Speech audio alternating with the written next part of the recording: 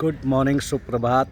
आइए आज हम फिर मिल रहे हैं पार्क में और हमारे नंदन जी 2 दिनों के उपरांत एक अधिवेशन से वापस लौटे हैं जयपुर से। एक सांस्कृतिक कार्यक्रम था एक कॉलेज के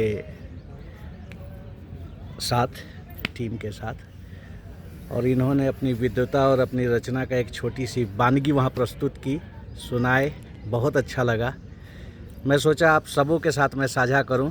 अपना कम्युनिकेशन के माध्यम जो हमारे कबूतर से लेके कंप्यूटर तक हम पहुंचे हैं, इससे संबंधित है। इन्होंने बहुत ढंग से पिरोया है शब्दों के माध्यम से, और उसको सुन के आप समझ पाएंगे इस पूरे अंतराल को कि कैसे कैसे परिवर्तन हुआ है।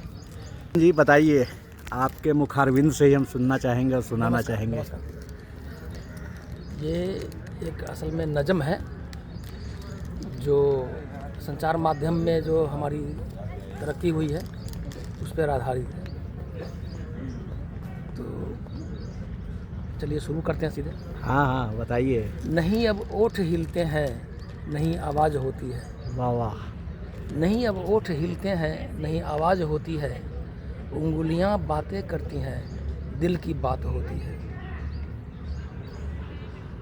कभी संवाद आकर जाकर कहते थे, यहाँ संवाद आती है जाती है बात होती है।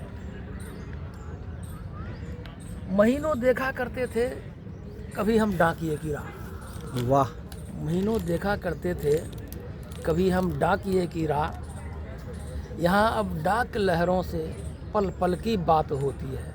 वाह वाह। हम कितनी दूर बैठे हैं, नहीं मतलब इन बातों का। हम कितनी दूर बैठे हैं, नहीं मतलब इन बातों का। अब सीधा सोचते हैं हम और सीधी बात होती है।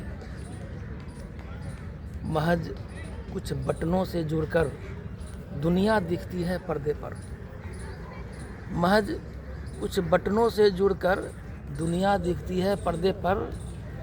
अपनों को देखते हैं हम, अपनों से बात होती है। वाह। और आगे की पंक्ति है कि छुप छुप कर कागज़ पर लिखना। ये सबसे बेजोड़ पंक्तियाँ हैं। छुप छुप कर, अब हमारे पहले के समय में जो है ना, लोग कागज़ पे लिखते थे और उसको किताब में रख देते थे, छुपा देते थे, वो पकड़े जाते थे। इधर उधर आदान प्रदान होता था तो कभी कभी पकड़े भी जाते थे। तो उसी को हमने, ये भी एक पर संचार माध्यम था। ये भी आज की डेट में नहीं है उसका महत्व। तो छुप छुप कर कागज़ पर लिखना, किताबों में चिट्ठी मिलना, ये कब की बात है नंदन, और ये क्या बात होती है। उसके बाद कबूतर से कंप्यूटर तक पहुंचा यह सिलसिला कैसे। कबूतरों से शुरुआत हुई थी और अब कंप्यूटर पहुंच गया है। तो कबूतर से कंप्यूटर तक पहुंचा यह सिलसिला कैसे। कहाँ किसको फुर्सत है, सोचे कैसे बात होती है। नहीं अब ओठ हिलते हैं, नहीं आवाज़ होती है। उंगलियां बातें करती हैं और दिल की बात होती है। वाह, अति सुंदर। तो इस रचना के माध्यम से आप संवाद के जो ये सारे प्रक्रम बढ़ते चले हैं समय के साथ, इसको समझ पाएंगे।